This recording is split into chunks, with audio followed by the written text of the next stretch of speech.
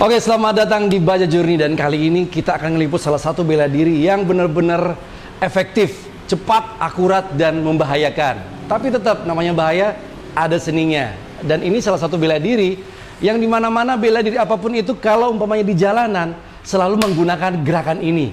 Mau dia ahli tendangan, ahli bantingan, tapi kalau di jalan, wah gerakan ini pasti kepake dan efektif. Bela diri apa sih yang akan kita liput? Untuk itu langsung saja selamat datang di Baja Journey bersama saya Paul Mongyo. Kita liput. Oke.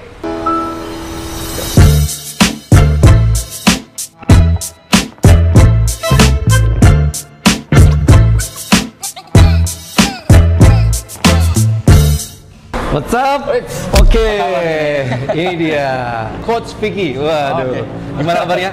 Baik, alhamdulillah. Nah, apa sih? Oh ya, ngomong-ngomong tadi kan kita belum bahas nih. Ternyata bela diri yang akan kita liputin adalah boxing ataupun aka-nya tinju. Boxing banget itu. Nah, boxing ini kan salah satu bela diri yang sangat lama. Sangat lama. Kenapa saya bilang efektif? Nggak banyak gaya. Bener, nggak banyak gaya. Gerakannya 2, 3, 4, tapi udah efektif dilakukan kayak pisau ya. Iya. Cuman 2 sisi dilakukan terus menerus. Benar. Jangankan diginin, orang yang datang aja, benda yang datang aja udah langsung robek ya. Iya. Oke, Siap. Vicky bisa jelaskan nggak apa sih sebenarnya boxing itu?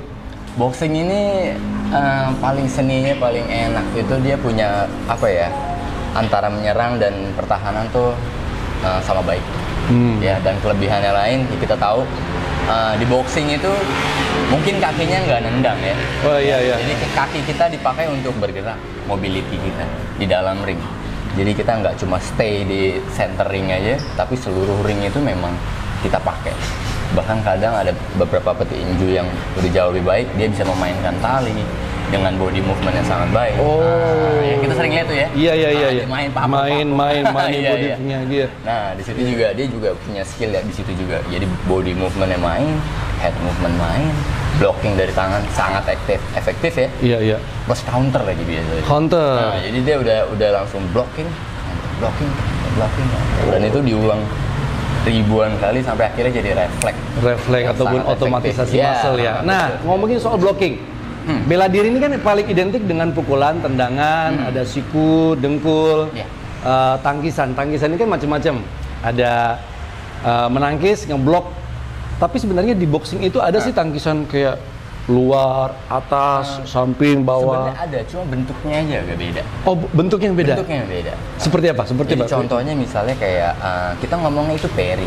Ya, very. Misalnya contoh ya, kayak misalnya lu lempar strike ke sini, nanti ini gue catch.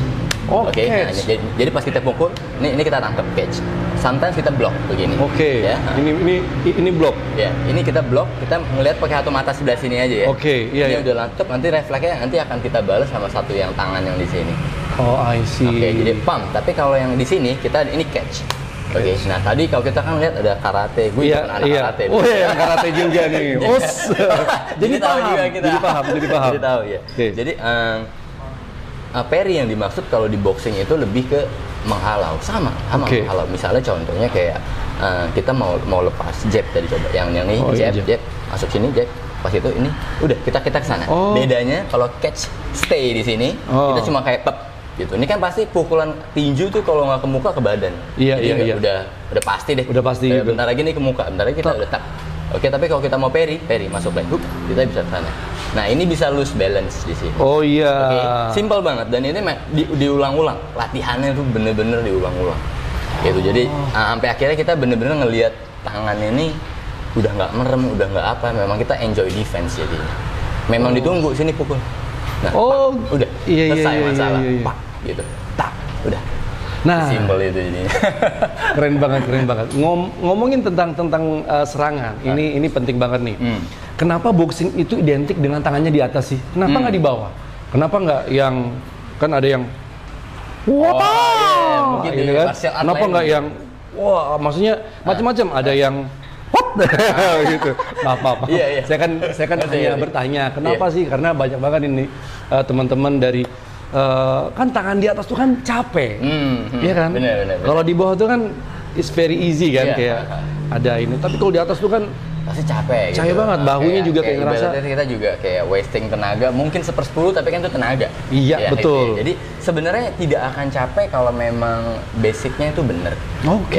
Jadi sama sih kayak kita misalnya kita karate, basic karate seperti itu. Kita nggak bisa ubah fondasinya ya. Iya. Tapi basicnya sendiri di tinju itu tidak setinggi ini juga. Oke. Ini diperlukan hanya untuk pas blocking. Tapi pas sesimpelnya ini hanya segini aja. Selesai. Jadi kita nggak banyak ribet atau tinggi banget. Iya. Cuma angkat aja di sini. Satu di sini bawah telinga. Mau ini tutup, mau ditutup atau mau dibuka, ini tergantung kenyamanan dan karakter ya. Dan karakter. Jadi gayanya. Nanti kalau udah jago bahkan dia udah mulai berani turunin tangan. Kan kita sering lihat juga kan. Iya. Betul. Wah, itu idola saya tuh. Itu karena udah pede gila sama Mayweather. Iya, karena udah pede. Sama head movementnya dia udah bener-bener tangan tuh jadi slow. Mau tangan boxer tuh cepet banget. Tapi karena sudah biasa, akhirnya juga nggak ada rasa takutnya gitu. Bisa karena biasa ya. Iya bener. Ini nih kalau ngomongin tentang bela diri itu berarti hampir semua filosofinya sama. Bener. Jadi untuk orang awam menyerang ataupun diserang itu butuh waktu yang ini bisa nih. Pas dilihat cepet banget. Iya. Tapi orang bela diri, dia memukul sini. Cepet banget ya. Iya, kita tahu. Cepet banget ya. Wah, sambil tapi lagi, iya apalagi. Ya makanya ini nih pertanyaan berikutnya. Di boxing ini ada nggak sih jurus-jurus yang harus hafalan kayak tingkat masuk ke tingkat kedua, tingkat ketiga?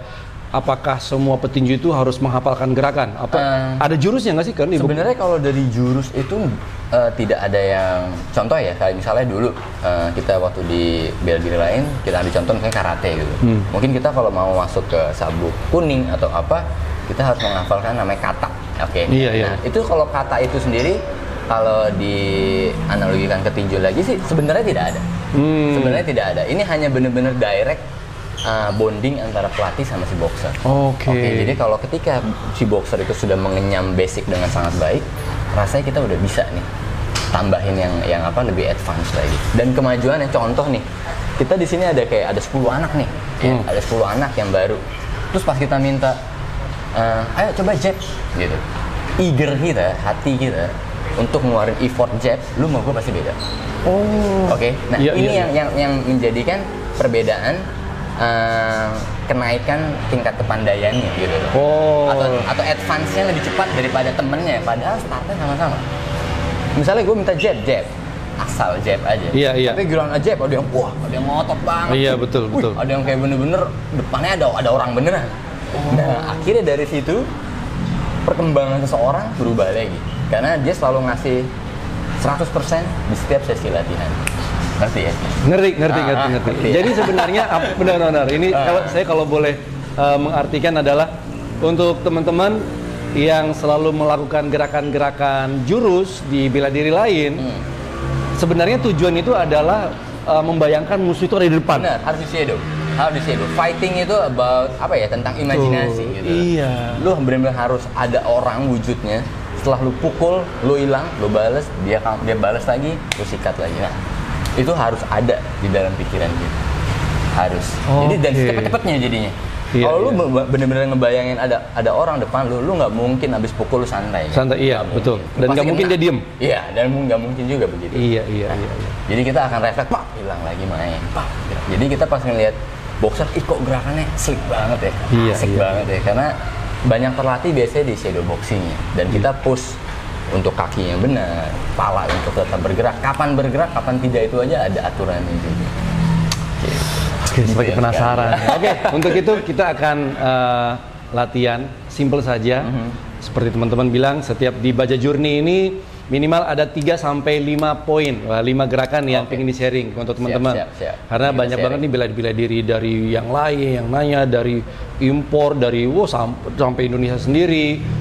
Itu mempelajari pingin teknik-teknik dasar ataupun tips yang paling mudah untuk dilakukan oleh teman-teman.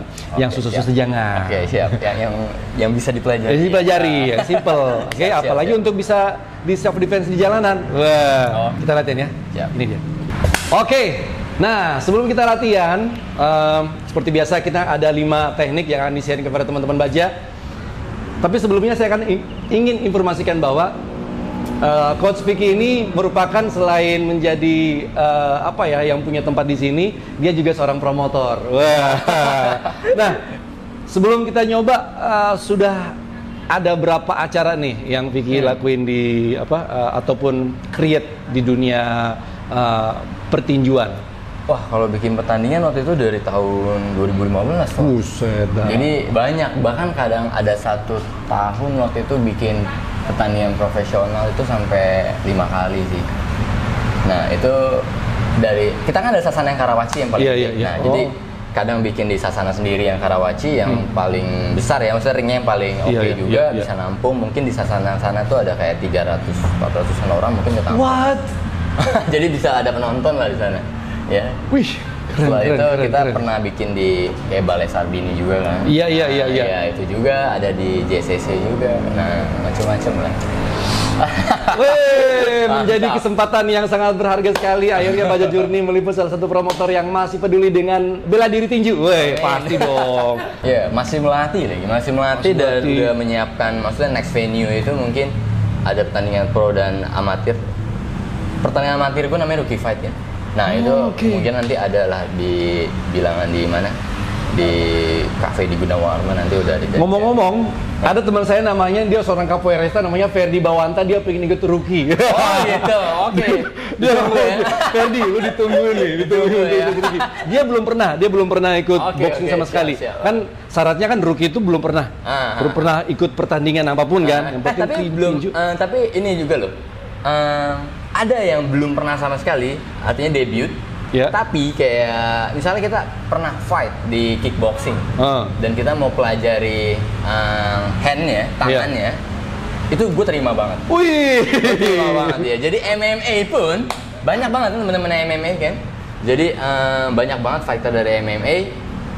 Itu juga kalau mau latihan stand up-nya, dia kan ada ground-nya kan. Nah, kalau stand up pasti daftar ke pertandingan kita yang itu. Wah. Gitu. Jadi itu rame parah itu. Gak ada masalah ya kalau umpamanya teman-teman dari Baja Journey untuk dari daerah-daerah pengen mempromosikan ataupun gue pengen ikut nih, nyoba standing. Wah. Kayak gimana rasanya? Langsung saja jangan lupa follow Instagramnya Coach Vicky.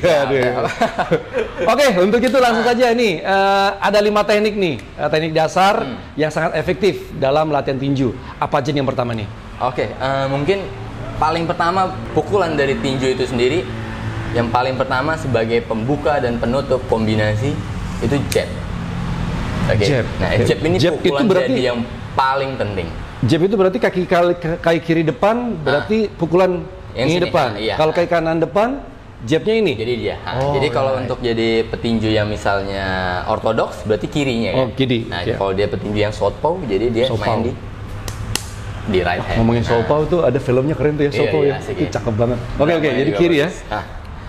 Jadi pas kita lagi ngelepas jab di sini, ini kan, nah ini tips yang mungkin penting tapi banyak banget missnya. Hampir semua tidak bisa mengaplikasikan di real fight-nya atau di jalannya pun juga bisa begitu. Jadi pas kita lagi ketemu orang atau kita lagi dalam ring seperti ini jarak kita.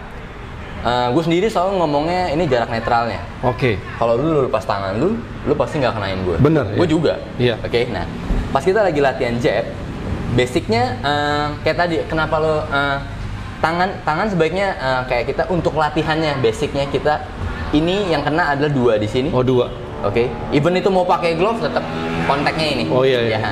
Jadi pengenaannya ada ini. Dari sini kita tinggal lepas aja.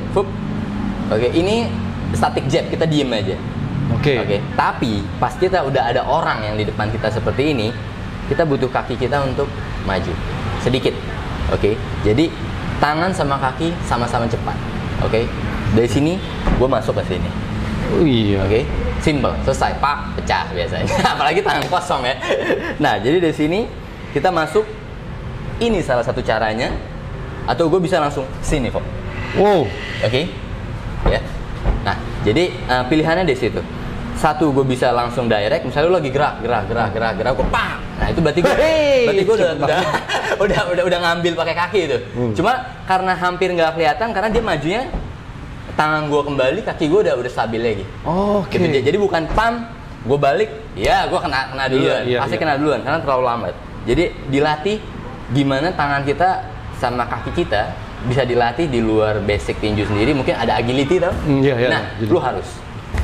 Itu harus banget. Jadi agility jangan kelihatannya kayak main anak-anak kecil. Nggak bisa. Itu semua juara dunia aja masih menggunakan itu. Latihannya itu. Itu penting. Itu penting banget. Jadi kaki harus sama cepat sama tangan. Ini kita keluarin jab, basic banget. Kita ke depan aja dari sini. Shup, kita masuk sini ya. Oke. Ini kembali lagi. Oke. Ini jab lagi, baik lagi. Nah, coba Paul. Nih, gua koreksi dikit ya. Iya. Badan lu ikut kompak sama lower body lu. Oke. Jadi ketika lower body lu emang udah bener nih, lu madep sana nih ya. Iya. Badan lu jangan nggak kompak sama upper body lu. Ya. Yang satu mau ke Jakarta, satu mau ke Bandung. Analoginya keren. Jadi lu harus apa ya, kinetiknya enak. Iya. Oke, lu harus nyambung antara si upper sama lower lu. Jadi dari sini, nah lu tinggal yang dimainin tuh. Nah, kalau ini tangan lu jadi karaoke di sini jangan. Di sini untuk cepet-cepetnya lu tinggal apa aja. Jadi misalnya kalau gue tiba-tiba masuk di sini, oke, langsung ya. Iya bener. Jadi lu langsung tinggal lihat, lu tinggal lu sikat lagi di situ. Nah, gitu. Jadi ya, makanya ini penting. Jadi tangan, walaupun kita ngomong tangannya di sini, iya tangan gue naik, tapi salah gitu. Oke. Ini tangan petinju depan lu nih. Jadi iya. Split second banget, bener-bener puk, itu udah kelar. Kalau masuk sedikit aja kena rahang, bahaya. Jadi lebih baik denger aja pelatihnya deh. Yes. Ya. Jadi pas gini kita cepet-cepet, di sini kita cepet-cepet. Oke? Ya, dari situ. Nah, dari sini kita udah bener nih, Paul. Nah, jab itu lepasnya dari shoulder bagian belakang. Kalau lu tahu di sini ada 3 otot. Iya. Nah, ya. Ada 3 otot. Betul. Iya. Kita twist dari sini, Paul. Jadi jangan biasanya orang, kok gue latihan jab sakit sih sikutnya? Iya. Karena lu salah. Karena lu pakai sikut. Bukan pakai shoulder. Gimana kalau pakai sikut? Sikut itu berarti ini biasanya dia pakai tenaga, ngebuang tenaga tuh dari Iya. Bentuknya sih akhirnya emang begitu juga. Tapi kita nggak ngomong ending, tapi bagaimana awal mula untuk bisa jadi begitu. Ya, jadi awal mulanya dari sini kok. Dari sini lu twist, lu fokus ini ke depan. Jangan sampai ke samping ya. Ini hanya ke depan aja, Pak. Oke, udah. Jadi dia nggak ada tuh mampir ke kiri. Nggak ada. Kalau lu susah, lu nanti belajar di tembok, samping lu tembok, lu bener-bener lurus aja ke depan. Iya. Kayak gini gitu ya. Iya. Jadi stop. Nah, paham ya? Paham. Nah, dari situ. Nah, jadi dari situ simple banget lo belajar jab dari diam. Misalnya kalaupun lagi tadi kan gue udah bilang, kalau begini kan nggak mungkin kena, pasti kena tangan. Kalau lu udah jadiin double, pam, jadinya masuk kok. Kalau lu jadiin double jab, pak gitu. Jadi dari sini kita hanya distract aja di sini. Distract pak. Udah, lu langsung gerak lagi di situ. Ya. Jadi yang paling penting dari jab itu tadi adalah dia sebagai penggaris lu. Jadi pas kita lagi gini, berarti gue tinggal gue nggak perlu, gue udah tahu nih. Muka lu di situ, berarti gue tinggal maju sedikit kena. Dari situ lu bisa jadi pengatur jarak lo, dan itu pukulan yang gue kalau ada petinju gue yang udah mulai bagus, gue akan bilang pas sparring jab aja. Karena dia akan bisa handle semuanya, dan itu ngelatih petinjunya itu lebih tenang lagi. Ya dong, lu cuma boleh jab nih, lu harus tahu timing kapan jab maju, kapan mundurnya. Dia bisa mundur pakai jab, dia bisa pakai apa. Musuhnya mah sikat-sikatan. Brutal. Tapi kita akan tenang, tang, pup, balas lagi. Iya. Ya, itu dia, itu pukulan jab. Nah, sebelum kita masuk ke teknik berikutnya, maksudnya Vicky tadi itu adalah kenapa latihannya di pinggir dia benar-benar lurus. Itu ternyata jangan sampai nanti kalau udah pakai emosi begini nih. Itu nggak diajarin kan? Nggak diajarin. Tapi sering keluar. Makanya gue udah bilang, pas lu lagi sparring kan banyak yang nanya nih. Kayak member di WSBC sendiri, Kak, saya di atas ring ngapain sih? Kayak gitu kan. Lu berantem, tapi yang keluar harus basic. Iya. Tapi yang sering kali kan tiba-tiba gaya, jadinya kok kreatif sendiri gitu. Kreatif sendiri. Ya, jadi gaya bebas kadang jadinya akhirnya berantakan. Dan itu akhirnya jadi melencong dan kita sebagai pelatih tugasnya ngingetin lagi balik ke apa? Benar. Ke role-nya lagi. Itu dia. Jab simple sekali kan? Jab simple. Depan, ini ke depan aja, betul. Nah, dari situ tinggal begitu tuh. Dia bener-bener kena pang ini aja, udah kelar. Nah, ya. Kalau nantinya misalnya pas lagi dari sini, jab itu, gue dulu pernah nulis di buku program gue. Gue bikin jenis jab itu ada 11 macam. Ada 11 macam. Ada 11 macam. Jadi kalaupun lu lagi, yang penting pukulan itu adalah kena kok. Ya, yang penting kena. Tapi itu basic. Itu basic. Lu nguasain yang itu, lu bisa kuasain yang nyaris sisanya. Oke. Kalaupun lu lagi dari tiba-tiba pas lagi lu lagi slip ke sini, ada power di sini, lu bisa ngeluarin spear jab dari situ. Dan itu udah nggak perlu di twist, itu cuma hanya di sini. Gua hanya perlu kayak diagonal ke sana. Ngambil celah di stance lo lagi yang dari sini lagi. Oke, gua ambil bang, masuk lagi di situ. Jadi hasilnya nanti ambilnya jadi begitu. Wih, unik ya. Kayak jatuhnya semi uppercut tapi semi tapi itu lebih cepat lagi karena dia udah nggak ada kemana-mananya lagi, dia hanya di sini A ke B. Udah, iya, bener. Iya, hanya line aja sama B. Gak kemana-mana ya. Nah, jab juga kan gitu dari sini hanya ke sana. Cuma karena modif, kalau basicnya sudah dikuasai, lu bisa kemana-mana. Gitu. Jadi ya ibaratnya, lu kalau udah punya kendaraan, lu mau kemana aja, bisa gitu. Nah, tapi lu kuasain dulu atau punya dulu. Iya, gitu, kuasain. Jangan belum selesai mau nyoba yang lain. Jangan dulu, jangan. Gitu. Bukan begitu cara belajar. Iya, benar-benar. Pelatih susah kalau pelatih. Oke, itu baru jab. Nah, itu baru jab, belum gerakan yang lain. Ya. Oke, untuk itu teknik yang kedua apa ini? Teknik yang kedua ya, gue juga suka. Kalau yang kanan kan itu kita ngomongnya, kalau orang Indonesia rata-rata ngomongnya strike ya. Strike. Tapi kalau di luar orang ngomongnya cross. Oke, sebenarnya ya tujuannya sih sama aja. Sama aja. Cuma kayak kebiasaannya aja mungkin.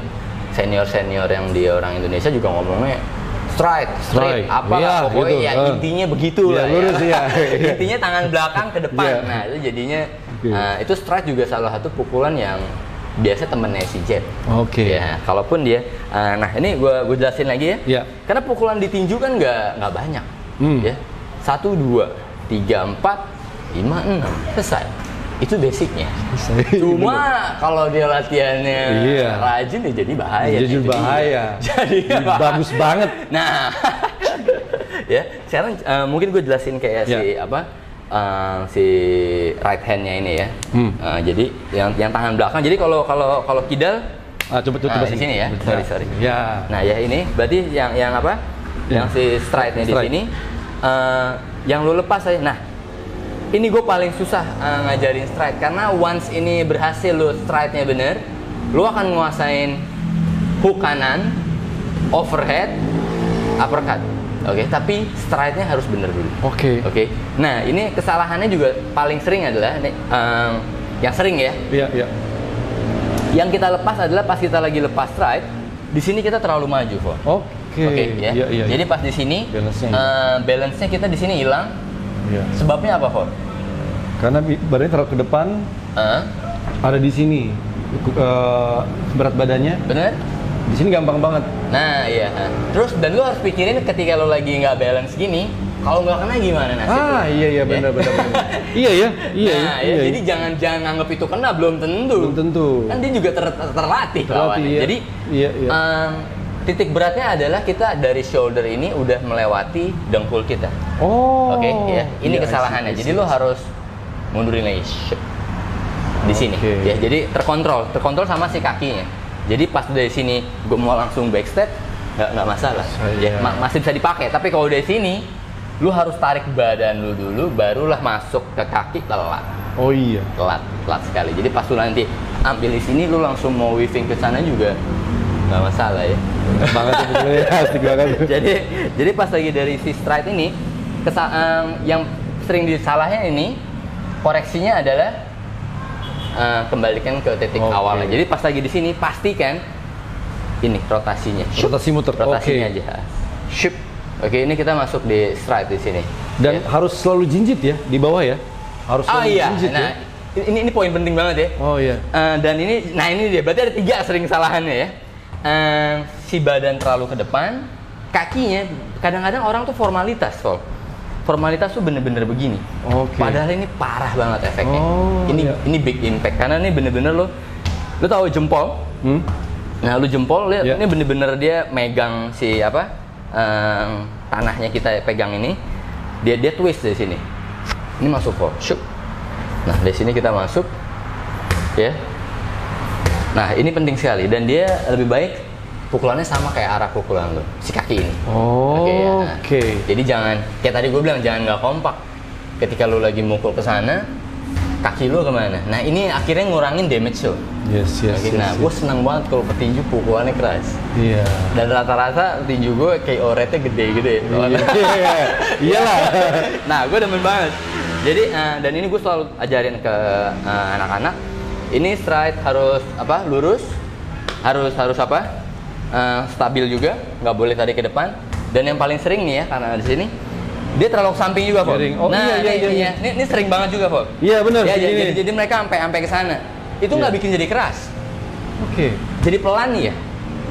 Karena sebagian bobot badannya yang harusnya ngalir ke dagu musuh, jadinya lu buang sendiri dengan sengaja. Sadar lagi. Iya, betul. Ya. Jadi dari sini lu buang ke sana, itu salah. Dari sini lu buang ke balance-nya, salah juga. Karena lu harus mikirin kalau lose balance, kalau dia counter gimana? Yes. Oke ya. Nah, itu terus sama tangan juga kadang-kadang kita nggak boleh nyamping lagi. Oh iya betul, kayak di kokang ya, nah, yang kokang. Iya, jadi jangan kasih tahu. Mata petinju tuh karena udah biasa ya. Lu ngangkat ketek dia udah hilang di situ. Dia pas udah begini, dia udah siap lagi dimakan lagi dah. Oke, iya, betul. Itu saya pernah nyoba sparring sama sahabat saya, dia almarhum sahabat itu juga. Oh iya. Nyoba, mau nyoba dia langsung ambil kanan. Ambil kanan. Oh iya. Ih, kok kena? Pindah lagi dia. Iya, karena saya melihat kamu ngangkat. Angkat tangan. Buset, cepet banget ya belajar sama dia. Saking itunya, sudah biasanya. Jadi kita ada istilahnya tuh kayak lu nelfon, ada bunyi deringnya lu ngasih tahu. Oh iya. Nah, ya sama kayak gitu. Lu kayak phone punch ya kayak istilahnya. Jadi lu ngasih tahu gue mau mukul. Sedangkan kita harus dari sini, tangan gue yang tiba-tiba dari sini, tiba-tiba nyampe ke muka. Dari sini tiba-tiba udah nyampe ke sana. Jadi jangan dikasih tahu lagi. Karena kita udah secepat-cepatnya aja belum tentu kena. Oke. Secepat-cepatnya aja belum tentu kena. Nah, ya. Kita latihan itu kan pasti mau menang ya. Mau menang, kita latihan keras apa segala macem, 3 bulan kita pakai 90 hari kita penuh persiapan. Emang lu pasti menang? Belum tentu kok. Nggak ada yang tahu. Jadi yang menang ada yang lebih siap. Jadi jangan pernah terlalu sombong. Setuju. Tetap low key. Tapi lu tahu apa yang lu tuju. Saya setuju. Ada istilah kemenangan itu karena persiapan. Nah, betul dia. Kemenangan tanpa persiapan namanya laki, keberuntungan. Bener. Dan keberuntungan itu nggak akan mungkin datang kedua kalinya. Bener. Pasti jatuh pada saatnya. Oke, yang tadi udah jelas saya review lagi bahwa strike itu yang paling penting itu adalah posisi di sini. Ini diputar. Nah, ini sama-sama ya.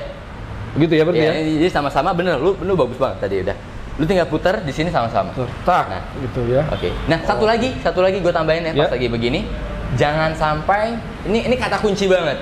Kalau emang susah bongkar dari kata-kata ini. Jangan sampai tangan tarik badan. Jangan sampai tangan tarik badan. Oke, ya.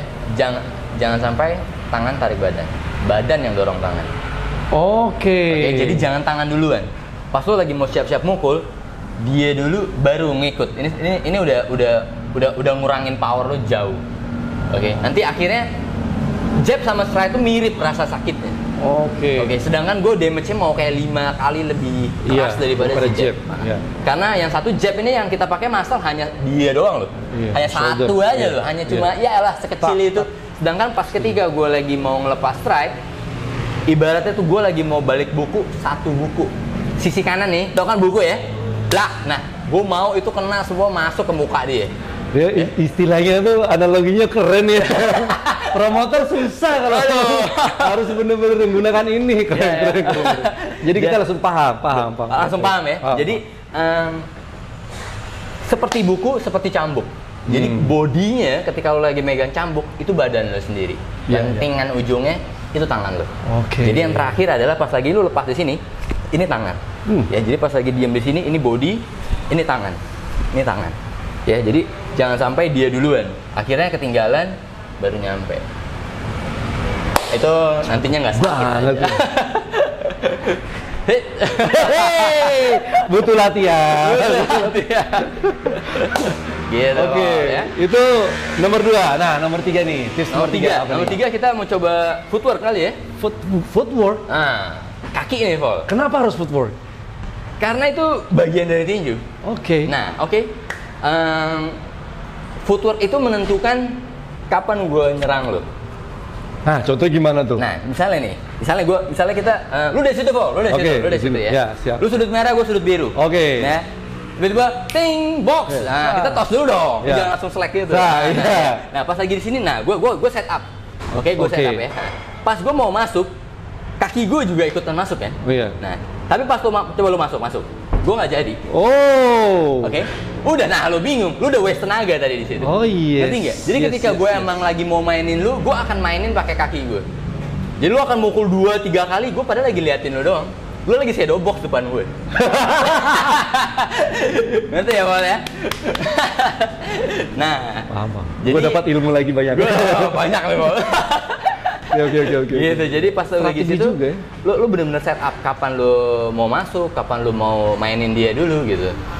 Jadi pas dari situ, itu yang kegunaan utama si kakinya itu tadi. Dan lu harus punya kaki yang sangat bagus, cepat juga ya. Nah itu jadi, pas lagi kayak tadi misalnya, pas lagi kita dari situ lagi coba, lu lawan gue lagi tadi. Nah, pas lu lagi misalnya gue, ada istilah yang namanya kayak backstep, simple. Misalnya lu masuk 1-2, gue cuma kayak, ini gerak lambatnya cuma gini aja. Ya, nah, gue cuma kayak jempol kiri gue nendang ke belakang, kanan gue cuma nah itu gue cuma kayak gitu aja, dia mundur, ntar gue bisa balas. Ya. dan itu gue nggak last effort banget ya. Kalau udah biasa kita akan ngeluarin energi dikit sekali untuk kayak seperti backstep, seperti apa. Nah itu juga. Terus kadang-kadang ini juga bagian dari footwork. Lu pasti sering lihat ini. Iya. Gue create new angle di sini ya. Dari sini gue nggak jadi, gue ambil di sini. Abis itu gue nggak jadi, gue balik lagi. Iya. Ya. Bingung ya, ini orang maksudnya mau mana? Nah itu dia. Jadi kita ngacauin. Jadi lu mau punya teori apa? Yang nentuin sebelum kita berantem adalah jarak. Coba sekali lagi katanya bagus tuh. Yang nentuin antara menyerang dan defense itu adalah jarak. Distance-nya gitu. So control the distance. Itu dia. Jadi gue selalu bilang sama petinju gue juga, ada 3 poin penting gitu. Nomor 1, jarak. Bukan speed sama power. Enggak, jarak gitu. Kedua baru kita ngomongin yang kayak begitu-begitu deh, speed ya. Baru kita ngomongin power gitu. Kenapa speed? Karena gue lebih baik kenain duluan. Walaupun itu mungkin damage-nya kecil, tapi kena itu jauh lebih rese. Dan poinnya udah dapat. Betul. Apalagi amatir ya. Benar. Makanya amatir pukulan harus intensitas banyak, cuma 3 ronde kalau di boxing, tapi 1 ronde bisa ratusan pukulan harus. Ya, jadi gimana lu bayangin latihannya. Jadi seperti itu. Nah, itu yang kaki tadi itu lo kontrol di situ. Lo kontrol di footwork, nanti kan tadi kayak tadi misalnya gue ini kayak ngambil L sebenarnya, Jadi dari sini kaki kiri lo makan kaki kanan. Jadi dari sini, shoot, gue masuk. Shoot. Nah. Gimana? Ulang lagi, Vol. Nih, ya, dari sini kiri makan kanan, ambil shoot. Oke. Nah, itu kita bisa latihan ulang-ulang. Nah, ya dari situ kita ambil. Kalau latihan lagi nanti kalau misalnya bareng teman lu bisa kayak pakai kon. Lu masuk pam. Dari sini lu gerak lagi, masuk lagi shot, gerak lagi. Nanti lu pas di sini lu reset lagi. Nah, ini juga bagian dari footwork sendiri yang kaki yang sejajar ini nih. Ya, jadi dari sini nanti lu flashing lagi kaki di sini. Nah, dari sini lagi lu nanti tinggal masuk lagi. Nah, ini lu bagus banget buat ngelakuin drill seperti ini. Jadi lu dapat masuk create angle yang baru. Setelah itu lu reset lagi ke titik 0. Lu masuk sejajar lagi. Tangan tetap hands up aja. Nggak usah lebay sampai sini juga, biasa aja. Lu masuk lagi di sini. Udah. Kalau lu nanti udah biasa, nah lu tinggal masuk lagi shoot. Nah, lu pakai mundur nanti juga boleh. Kayak gitu kok. Itu salah satu ya, simple ya. Simple, Makanya dan itu kenapa efektif banget. Makanya kenapa seorang boxer itu apalagi khususnya boxing ya, maksudnya dia main skipping terus ya. Oh iya. Skipping, lari segala macam. Ternyata Bener. ya otot yang sini kepake banget. Pakai banget. Dan itu nggak boleh hilang balance. Gue kayak tadi nggak tahu deh, gue nggak bisa lihat diri gue sendiri. Cuma gue sih nyaman. Gue nggak yang limbung gitu. Tapi lu memang harus jangan limbung. Harus tetap stabil. Setiap gerakan itu harus stabil. Jadi kayak lu nggak ngapa-ngapain kayak tadi misalnya habis jab, pak, udah gerak, dia diem. Dia balik lagi, dia santai lagi. Nah, nanti pas kita lagi latihan drill yang si kaki yang tadi yang create angle itu, lu bikin angle baru, lu bisa tambahin pukulan. Oke. Ya misalnya lu habis dari sini, terus tadi kan lu ngeluarin basic kan, lu bisa lepas jab, oke? Lu bisa lepas right, nanti lu masuk lagi jab lagi. Nah, lu geser lagi, sap. Akhirnya itu menjadi suatu simulasi jatuhnya ya. Nah, iya. Jurus lagi tuh namanya. Nah, iya kan? Mungkin sih namanya jurus ya. Jurus kalau dibilang kan itu bener. Simulasi karena jurus itu juga simulasi kan. Bener. Membayangkan. Oh iya, itu juga ya. Iyalah. Iya, kurang lebih seperti itu. Oke, jadi itu jangan lupakan jarak. Footwork itu nomor 1. Nah, itu yang menentukan kita berantem justru. Betul Gak ada sekali. jarak, lu salah jarak, ya lu nggak kena. Betul. Itu lu mau latihan speed kayak apa, power udah ngangkat segala. Kalau di posisi gini mau berantem ya udah posisi gini ya teman-teman. Tapi kalau mau berantem jarak. Nah, lari. Itu sih lari beneran. Oke. Ini yang ketiga. Yang keempat. Apa nih yang keempat nih? Keempat, hook kali asik ya? Hook. Atau gue ajarin defense aja deh. Iya. Tadi kita kan baru ngomong kayak tadi itu. Karena karena lu jago nyerang, belum tentu lu jago defense. Oke, benar. Nanti pas dipukul lu kaget. Iya. Masih kelelep dia. Dia masih gelegepan di jab. Nah, apalagi gitu orang yang belum pernah kena pukul muka. Nah, itu beda loh. Beda banget. Beda. Dia mau backgroundnya apa gitu ya. Karena sorry saya potong. Karena ada beberapa orang ya yang dia badannya kuat. Oke. Saya latihan tiba-tiba dia ikut ada salah satu bela diri full body contact. Oke. Tak. Tung, bubar. Iya. Nggak nyampe 1 menit. Bubar, padahal kita udah mikir, wah ini orang tendangannya bagus. Pukulannya bagus banget, kenceng, badannya. Buset tuh ditendang bagaimana. Tapi pas sudah kena pukulan. Nah, beda. Tak, tangannya begini. Kirain mau begini ampun. Iya. Karena belum biasa. Itu dia, karena belum biasa. Jadi itu harus terbiasa. Jadi antara kita menyerang sama bertahan harus sama baik. Yes. Dan lo harus tahu yang namanya pain. Pain. Lo harus tahu yang namanya rasa sakit dulu. Jadi kita di sini di latihan kita ada sesi full power, ada sesi yang kapan speed aja. Jadi kapan speed itu ada, kapan full power itu ada. Jadi misalnya kayak anak baru. Kan saya mau coba sparring atau segala. Kita mungkin nggak akan ngerem. Nggak akan ngerem powernya karena once lu lanjut atau lu stop minta sparring lagi. Oke. Nah, kayak gitu loh. Karena pas lu ngomongin gue kan di sini boxing clubnya emang ada atletnya, tapi gue juga buka buat publik kan. Jadi sebelum gue masuk kata sparring, gue drill itu banyak banget. Jadi gue nggak akan ngasih anak-anak member gue sparring sebelum dia bener-bener udah nyaman untuk kayak bisa ngeliat pukulan pelan-pelan kayak gitu. Jadi pelan-pelan gitu sampai akhirnya lu ngomong sparring, gue pasti ngasih pain. Ini rasanya digebuk muka tuh ini. Nah gitu kan. Kalau lu udah ada hati di sini, lu besok datang lagi. Oke, lu pasti minta sparring lagi karena lu nggak terima. Itu baru laki ya. Nah, makanya kita sini gue selalu bilang, gue di sini turn man into gentleman. Iya. Keren. Gue bikin laki-laki yang kayak begitu di sini, dapurnya nih. Iya, betul. Nah, dari situ, jadi lu harus tahu yang namanya defense. Oke, jadi coba ya sekarang. Kayak tadi, misalnya tadi gue bilang parry, yang tadi lu bilang pam. Iya. Itu mungkin kalau di boxing jadinya, gue kasih tahu yang namanya parry. Pas lu jab, masuk lagi gue bisa ke sana.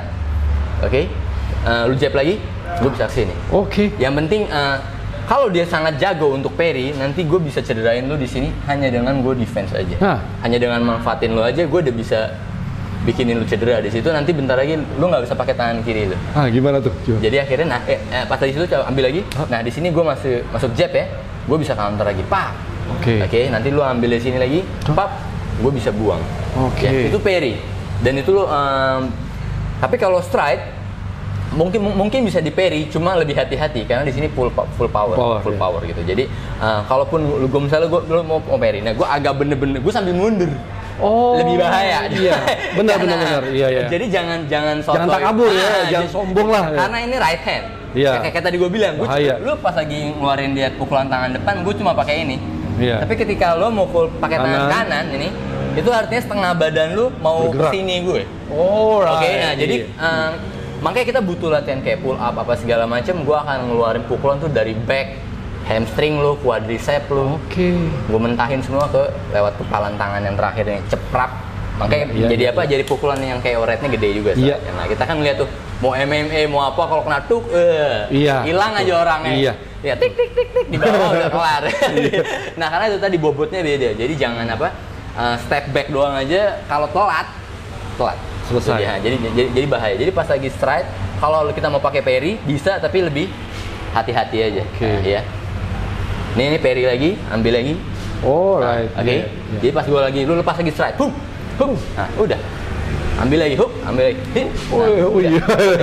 Karena masih bisa ditangkap sama glove, gitu loh. Iya benar. Itu parry. Nah terus kalau tadi misalnya kayak si catch tadi itu, catch paling enak kalau untuk si jab. Karena gue bisa sambil nge-jab juga.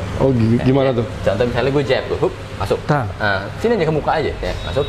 Gue di sini, gue tinggal masukin, pam. Ambil lagi. Gitu ya. Jadi nanti pas lagi kita mau latihan sama temen, lu juga catch gue. Contoh, lu masuk gue. Lu masuk ke gue. Ambil ya. Pam, lu bisa jab gue lagi di situ. Jadi kita main. Jadi dulu seperti itu. Ambil ya. Ya. Itu catch. Nah, catch kita hanya nangkep aja sini. Tap. Ya, ambil sini satu. Nah, kalau di sini gue juga ambilnya kalau lagi strike di situ gue akan nanggepnya catch-nya juga di sini. Hanya di sini aja. Ambil aja. Tapi tetap sambil mundur ya? Iya, karena better lo kan jangan sampai hit. Jadi jangan gambling. Iya, betul. Gue pengen demen kalau petinju gue naik ganteng, turun ganteng.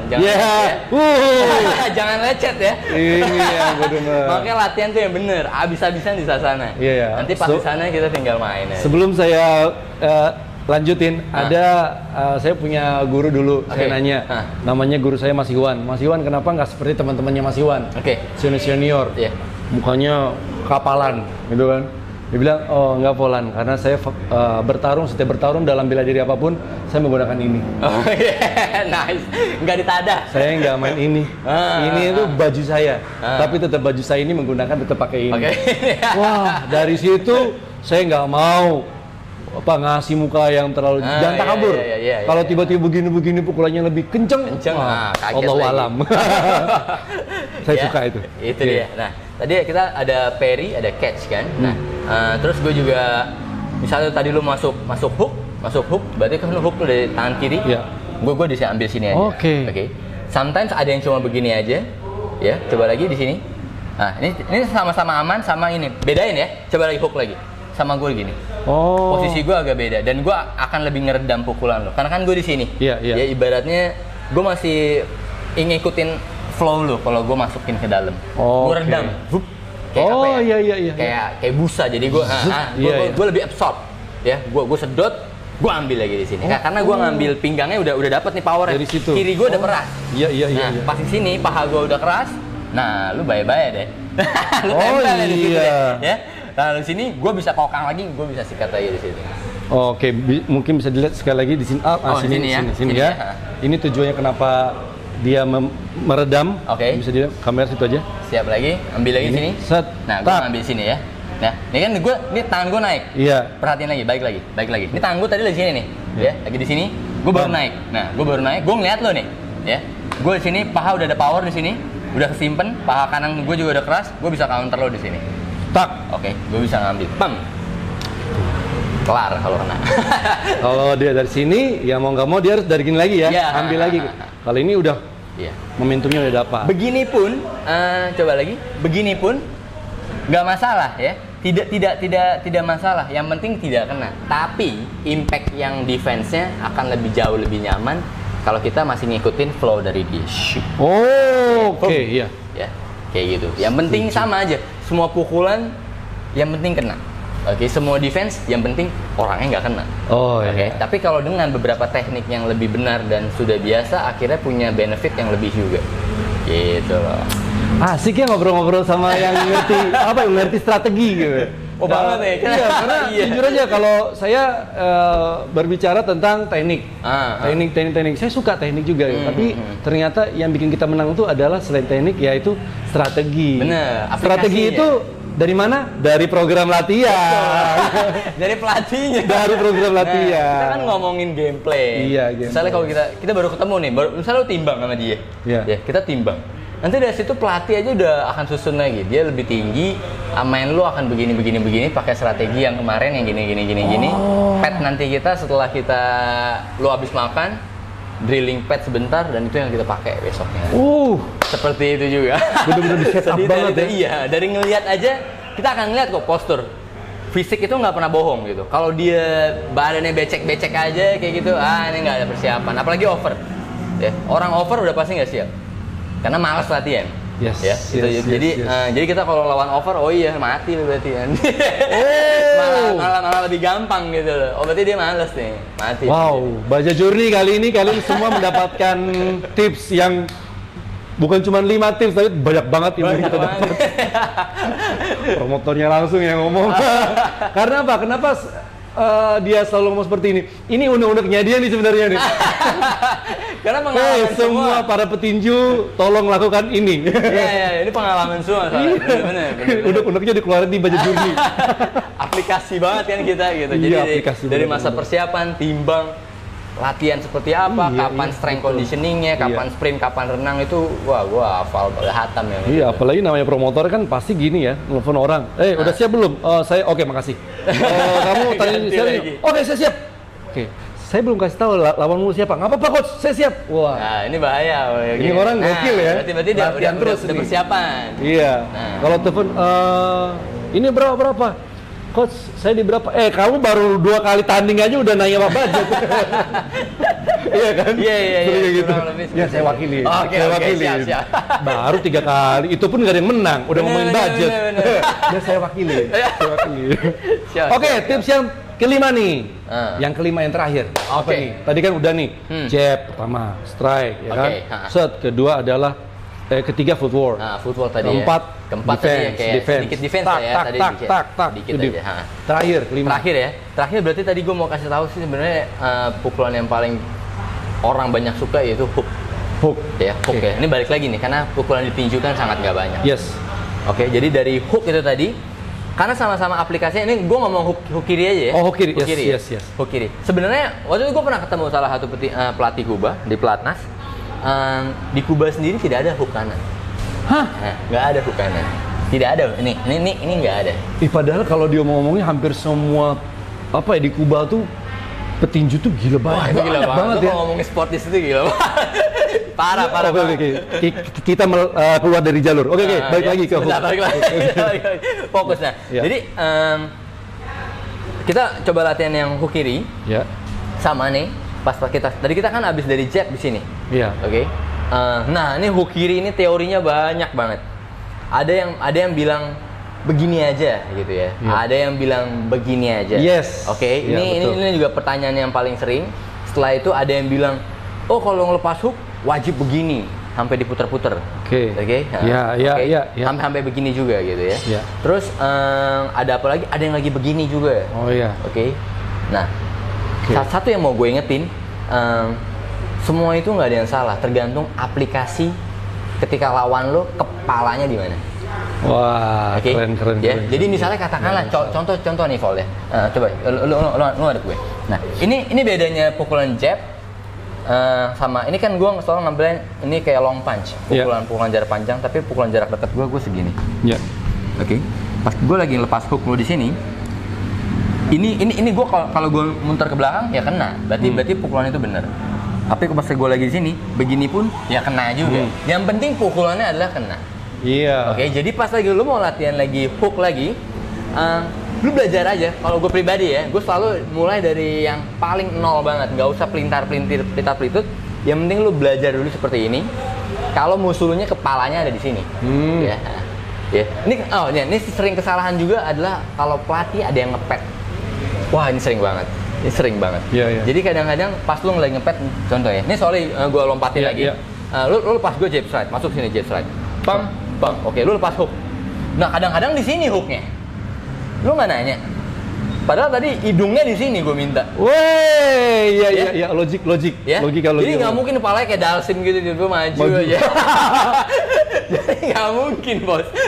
Ya. Jadi begitu. Jadi pas lagi 1-2 di sini, pam, lu gimana caranya nge-reach dengan hook di sini? Oke ya. Jadi sometimes gue kadang-kadang kalau emang lagi mau minta 1-2-nya 1-2-3-nya ya, jab strike hooknya itu, kalau emang gue ada aba-aba in, artinya gue mendekat ke lo. Ini contohnya. Gue masuk nih ya, gue masuk pump, gue masuk jab, gue lepas lagi di strike di sini, gue lepas di hook. Loh kok kena sekarang? Tadi lu enggak?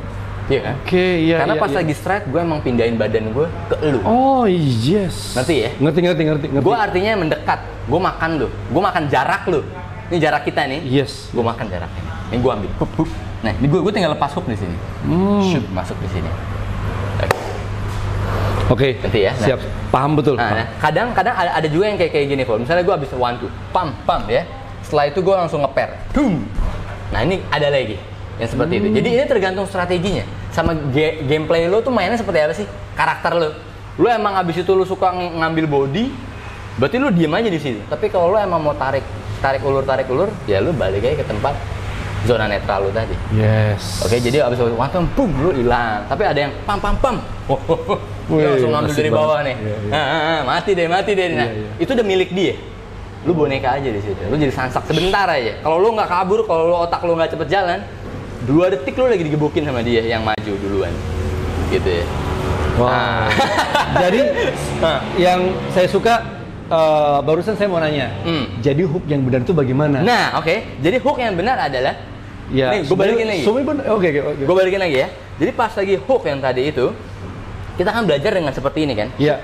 Shoot. Tapi nanti pas lagi musuhnya ada di situ, berarti belajarnya kayak hook, kayak jab. Berarti dia shoot, dia kembali. Oke. Dia masuk lagi ke sini. Dia masuk ke sini. Tapi kalau gue mau pindah tempat, jadinya begini, Vol. Iya. Oke. Karena gue mau makan jaraknya. Kayak tadi, kita ada jarak yang dimana tangan lo nggak kena, gue juga nggak kena. Sekarang gue mau ambil jarak itu. Dan lu sering lihat itu di Tyson. Tiba-tiba dari situ aja. Iya. Itu dia. Padahal badannya berat banget. Nah, dia masuk. Oke. Itu dia. Karena dia ngelatih kakinya sangat bagus. Dia paling pendek di kelas heavyweight, makanya dia harus punya kelebihan dari kecepatannya gitu loh. Nah, jadi latihan hook yang pertama adalah yang paling basic yang tadi itu. Di tempat aja dulu. Ini aja dulu. Ini dulu. Nanti kalau dia mau ini terserah. Tidak ada salahnya. Yang penting tahu aplikasinya. Yang penting pukulannya kena. Mau hooknya bener, kalau dia kagak kena, ya belajar aja lagi.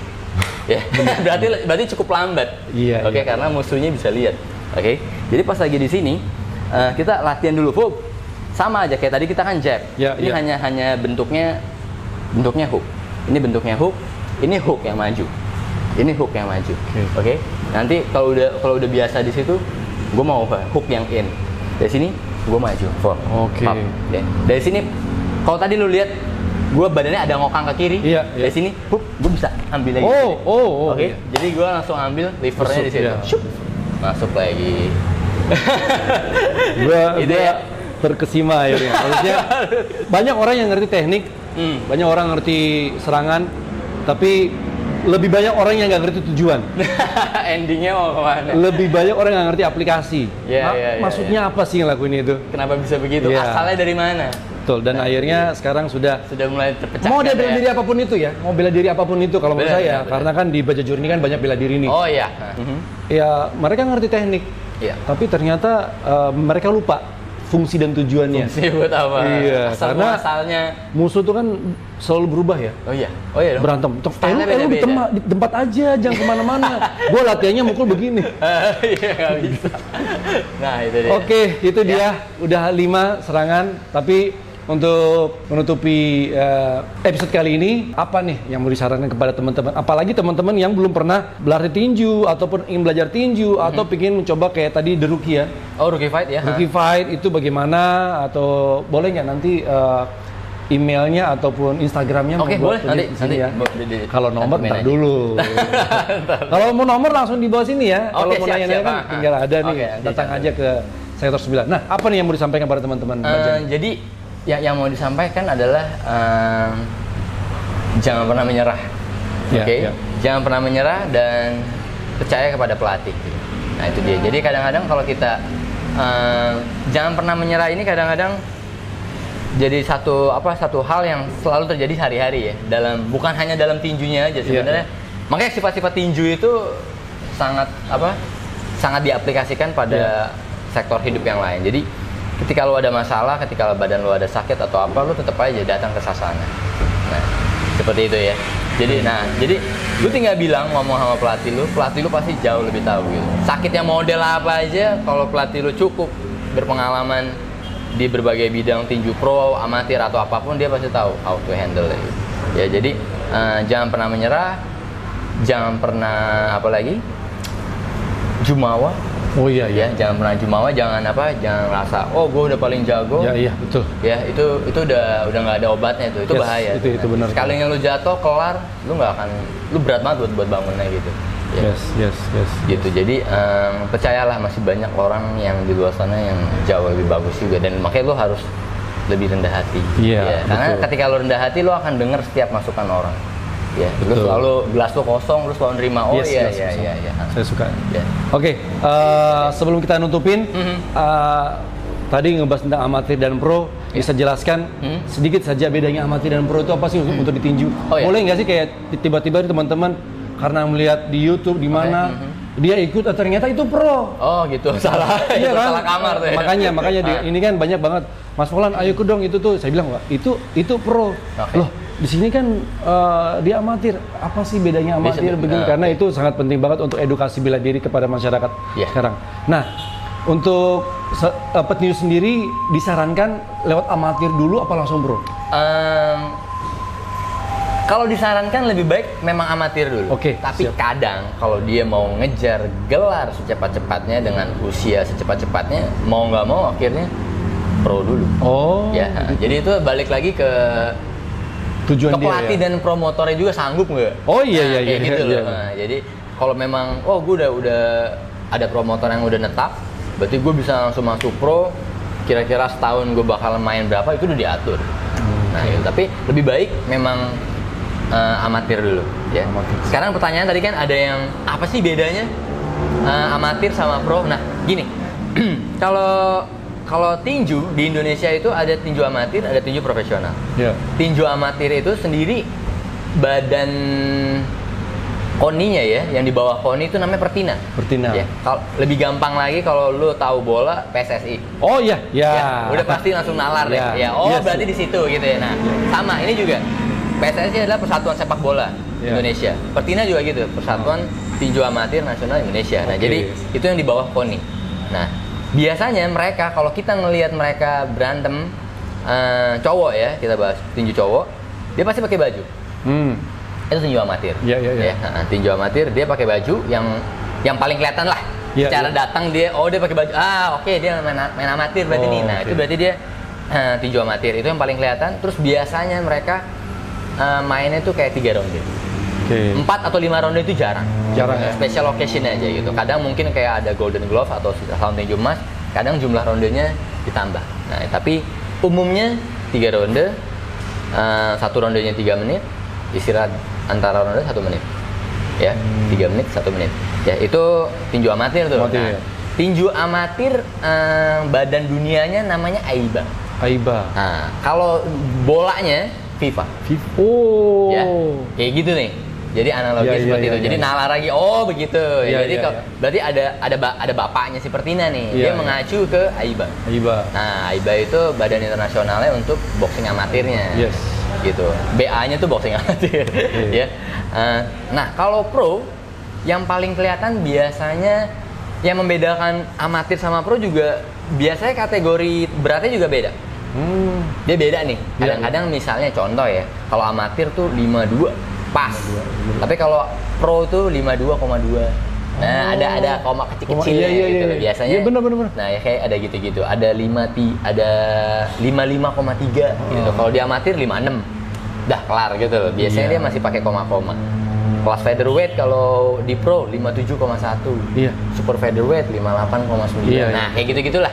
Ya, itu yang membedakan. Jadi si pro itu biasanya ronde paling kecil adalah 4 ronde.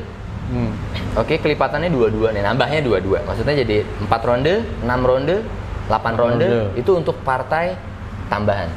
Oke, tapi kalau mau title kayak apa? Misalnya perburuan sabuk gitu. Nah, ada sabuk-sabukan biasanya 10 atau di 12. Gitu loh. Jadi misalnya kemarin tuh kayak misalnya Daud Jordan, temen dia main di Argentina apa di Uruguay lupa gitu. Dia main 10 ronde. Nah, kejuaraannya memang bukan World Champion, tapi di bawah itu. Jadi masih dapat tawaran dari badan tinjunya. Mau main ambil 10 apa 12 masih pilih-pilih boleh gitu. 10 aja. Ya iyalah ngapain gitu. Iya. Toh sabuknya nggak dapat 2 kan, 1 juga dapat. Iya, betul. Jadi ya kita main yang 10 aja kayak gitu. Tapi kalau udah World Champion wajib 12. Nah, gitu ya. Terus badan tinjunya, nah kita ngomong lagi nih ya. Badan tinjunya kalau di Pro Indonesia itu ada KTI, ATI, KTPI, FTI, pokoknya macam-macam deh, sampai ada 5 apa 6, nambah mulu nih gue juga banyak bingung, ya? Gue juga heran. Tapi kalau tinju amatir tetap Pertina. Pro makin banyak, gue juga nggak tahu kenapa tuh. Nah, habis itu badan tinju official dunianya pasti pernah dengar namanya WBC. Iya. Oke, nah itu pro. Ya, WBC, WBA, WBO, IBF, IBO, WPBF.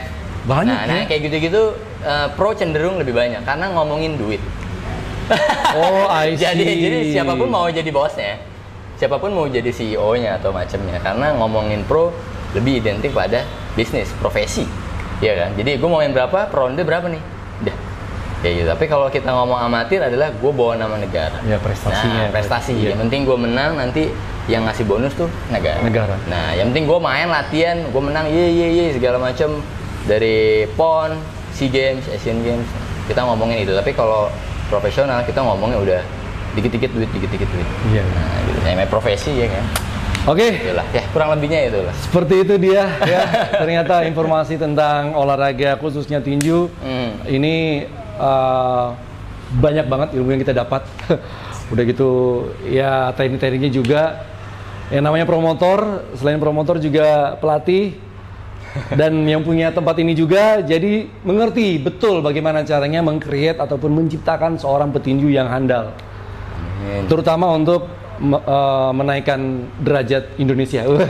Amin. Itu dia cita-citanya. Oke, untuk itu salam juga untuk juara kita, champion kita, Daud Jordan. Semoga tetap membawa nama Indonesia lebih baik lagi. Amin. Oke, terima kasih banyak. Jangan lupa like, comment, dan subscribe. Dan jika konten ini bermanfaat, share kepada teman-teman yang membutuhkan. Oke, saya Flong Munggio dan Vicky Permana Putra. Terima kasih banyak. Thank you. Sehat selalu dan sukses ya. Oke, siap. Boom. Kasih. Boom.